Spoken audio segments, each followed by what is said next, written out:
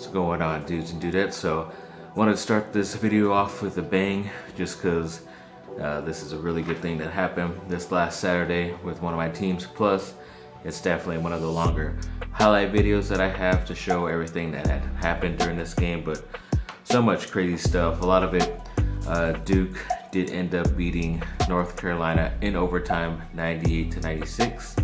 It was just crazy to even get to that point, that last possession, but I'll try to do my best in this amount of time. So yes, Duke was down for most of the game, and it was surprising because North Carolina's going through a bunch of injuries, and they barely recently got their best player, Cole Anthony, back, who's most likely going to be a top 5 NBA draft pick this next offseason coming up. But yeah, he looked pretty okay, not as good as he is, I think, just because of his injury that he recently got. But yeah, he kept them ahead in the game, did a lot of stuff for them, and especially with a lot of those guys around them, they're still talented enough because it is North Carolina to be able to do stuff like that, especially against even Duke. But I mean, guys stepped up, especially Trey Jones. He hit that game shot, that game tying shot right there to go into overtime, which is pretty crazy how he even got that off. And then he went for another game winner because the game was tied at the end of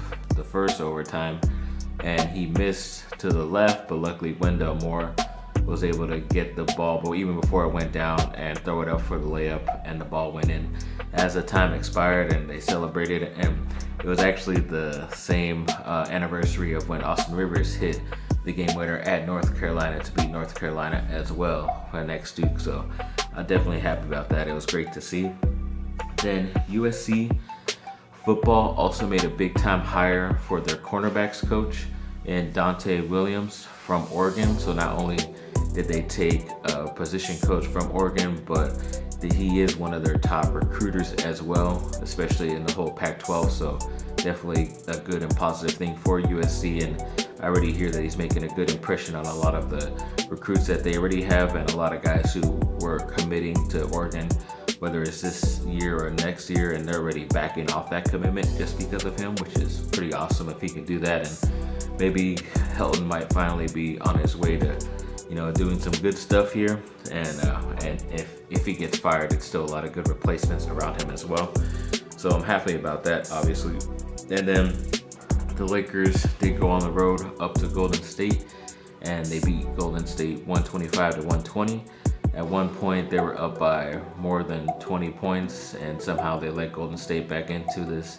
That's why they definitely needed to trade for a playmaker, but they weren't able to. And I'll update on some of the other guys they're looking at. But yeah, LeBron had like 22, 11, and 8, which is really good. And Anthony Davis had 27 and 10, but still they need another guy. Kuzma hasn't really been stepping up as everyone assumed he would this year. And like I said, should have traded him, but because of how little he's making, it's very hard to trade him. Then, as a mentioning of guys they were trading for or looking to sign, Darren Collison, that point guard, who would have really helped them in pick and roll stuff, has decided to still stay retired, which is interesting, but at least luckily he's not going to be going to the Clippers as well. But as of right now, Lakers are kind of looking at guys like Dion Waiters, Tyler Johnson, and J.R. Smith, ex-LeBron Cavs teammates. So I don't know, a lot of those guys really aren't the best options in my opinion that I think that are left out there. You had your chance to get some of these other guys before the trade deadline, but that's definitely the Lakers for you. Then the Anaheim Ducks beat the Buffalo Sabres 3-2, and good for them to get that W. And then they were playing the St. Louis Blues, who's one of the better teams in the NHL the other day, and they're tied 1-1 in the first period, but one of the St. Louis Blues players ended up having some type of cardiac arrest on the bench, and they had to stop the game, and they ended up postponing and delaying it. So don't know exactly when they're officially going to finish that game, or if they are, but from what I hear, that player is doing well, which is good. So hopefully he can be able to be healthy for the rest of the season, or even next season as well. Then the Chargers officially parted ways with Philip Rivers, so I'm kind of happy about that. It's been a long, tumultuous marriage with that dude, and he hasn't really stepped up when he needed to, and finally he's gone is all I can say, and hopefully they can make better options at quarterback coming into the future for them. Then Kobe Bryant was actually honored in the in memoriam section at the Oscars, which was really cool for him to get that type of honor like that. He is an Oscar winner for his short, but it was kind of surprising because usually if somebody passes away this year of that Oscars, it usually goes to the following year. But they even had Kirk Douglas on there as well, who passed away like a couple weeks even before the Oscars as well. So I guess you gotta get the big names in there while you can. And then Duke also had another tough game against a top 10 competition in Florida State, and luckily they were able to get this W as well at home, 70-65. And yeah, it was a pretty tough game, but they're able to squeak out the win at the end, and luckily still have being like first or second place in the ACC also, and keep Florida State away. So we'll see their positioning in a couple of weeks in the ACC tournament, and then hopefully they'll do enough to be able to be one of the top seeds in the NCAA tournament when March Madness starts. And yes, Zion Williamson had another career high, which is always good. This means he's getting better.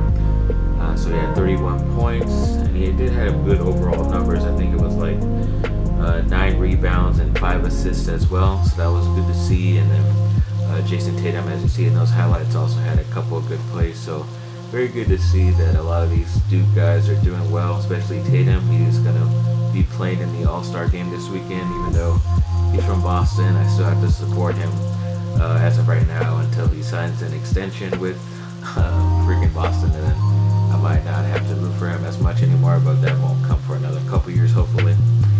Then also DeMar DeRozan, ex-USC player and player for the San Antonio Spurs right now, is actually going to get his number retired at USC, which is pretty interesting because from what I heard and what I saw in an article, USC basketball doesn't really do that much, which is kind of weird because you have some pretty good players. I'm surprised it took this long even for DeMar DeRozan. He's been a very consistent, very good player in the NBA for so long. And excuse me, I'm pretty sure the next guy who is from there, Nikola Vucevic, who you hear me talk about the past couple years, pretty sure, and hopefully he'll get his number also retired pretty soon in the next near future.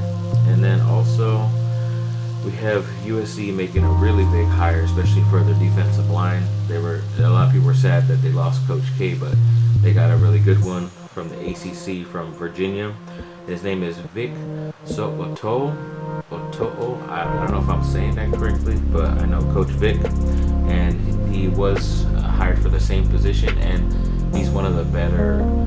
Same thing like Dante Williams I mentioned earlier in this video. He's one of the best recruiters out there in that conference as well, and got a lot of great guys to go even to a school like Virginia to play football. And I can't imagine him being at USC, and especially when USC, one of the top players in the nation next year, is from California, from Centennial, a school near to where I live, in Corey Foreman, and he's on the defensive line as well. So this is a pretty strategic hire, and from what I hear, he's really good, and the Virginia fans were sad to see him leave, so I'm definitely glad he's on our team now. So let's go, Coach Vic.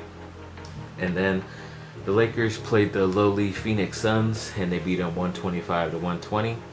It was never really a close game. Even LeBron, I think, had under 20 points, but he still did good in rebounds and assists. But Anthony Davis was the main leading scorer for the Lakers. He had over 25 for them, and it was just good to see them get that W. A lot of good highlights in there, but really good to see them get that against a team that's pretty crappy but can still score, because they got guys like Devin Booker, who might actually end up making the LeBron's All-Star team, because one of his players on his side, Damian Lillard, actually got hit with an injury, so he might end up being on his team, which is pretty crazy. But yeah, another guy, Devin Booker, who the Lakers didn't listen to me when he came out, and he was selected like 10 through 14, and I had him getting picked number 2 just because I don't know why I liked him, but I just knew he could be something special and Kobe's next generation type of guy, but nobody listened, of course. Then GM Tom Telesco of the Chargers is saying, especially when it comes to their quarterback position, that he likes their options there, especially when it comes to Tyrod Taylor and Easton Stick, I'm presuming. So trying to think that if they like a certain quarterback enough that they think they could get them in the second or third round, then they go for a good position player in the first pick, whether it's an offensive lineman, defensive lineman, linebacker, something like that to help you out immediately. And I think that's probably the better option to go, because then if you suck with Tyrod Taylor, then you always have that guy who you picked later in the draft that's going to be there the next season, or you could just end up sucking enough that you get a top pick and get one of the better quarterbacks next year as well. So either way, it's a win-win if they stick with their in-house options, in my opinion. And hopefully they do that, and we'll see if he gets to keep his job, Tom Telesco, after this season as well. But the Lakers also had a big overtime win against the Denver Nuggets last night. It was a really good game. It could, because they're 1-2 right now, it could have been like the preview of the Western Conference Finals. Really, like LeBron said after the game, it definitely felt like a playoff atmosphere, especially going up against those guys. And it was very important for the Lakers. I heard them talking all week that this was going to be their last game until, like, not this Friday, but the following Friday, because it's All-Star Weekend this weekend. So they definitely are going to get their rest, but it was good for them to go all out in this game to try to get that W, to not only be like 3 to 4 games ahead of the Denver Nuggets for the first spot, which the Lakers have the top spot in the West, but just to show their dominance heading into the break and getting that much needed rest that pretty much every team needs, but especially the Lakers when they're trusting a 34, 35-year-old LeBron James like that. So definitely glad they're able to get that W. I mean, AD had 33 and 10, which is always great to see. LeBron had 32, 11, and 14 assists, I believe. So it's great to see them get all those crazy stats and definitely get that W against a crappy, they're always a pain, a thorn in your side, as I like to call them, Denver Nuggets. And they shouldn't be as good as they are, but they are, which sucks. I don't know if it's the high elevation or what, but yes, luckily they're able to get this W, and luckily I could end this video. So thanks for watching, people. Like and subscribe. Comment down below. Let me know what y'all think. Big All-Star Weekend coming up, and I don't have to worry about Valentine's Day going out with all you freaking weirdos on a Friday and being so busy, because Linda and I already went on Tuesday and we had some Olive Garden gift cards, so we did that and brought some back for the people here as well that we live with. So yes, got it all done. But don't tell her, she doesn't watch these videos, but I'm probably gonna still buy her some like chocolates and shizzle that all girls like and all that crap, because even though you did something a day before for Valentine's Day, they still expect something on Valentine's Day. I'm pretty sure it's the same thing if you were to buy something, a gift for them a couple days before their birthday. They still expect a gift on their birthday. I don't understand women. It's just men are so much more easier. But I'm not gay. I'm not gonna, not that there's anything wrong with that, but yeah, I think sometimes it might be a little bit easier. But like I said, thanks for watching, people, and have a great rest of your day.